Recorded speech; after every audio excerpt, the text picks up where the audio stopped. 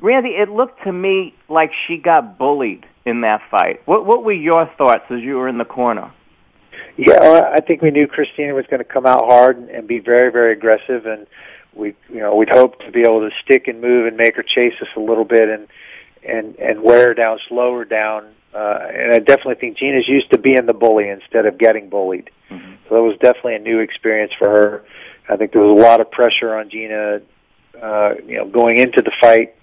As she's been kind of thrust to the forefront of the women's MMA movement and kind of been made the little darling of that whole thing. And I think that was a lot for her to carry around. And so I think in a lot of ways this is going to work out better for her in the end. The pressure's off.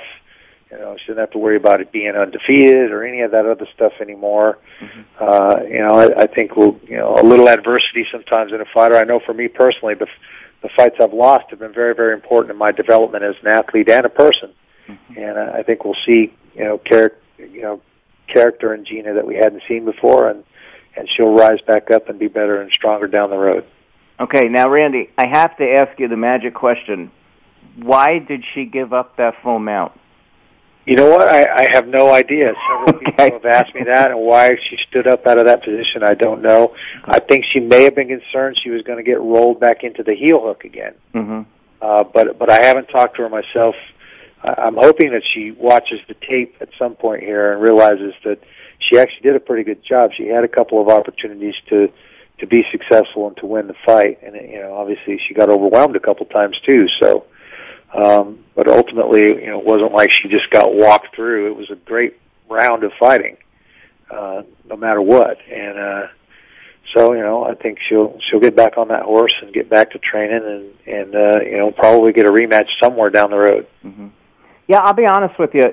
I thought it was a great round as well. And coming into the fight, I had an interest in watching Gina fight Cyborg. I don't know if I had a strong interest in women's MMA in general.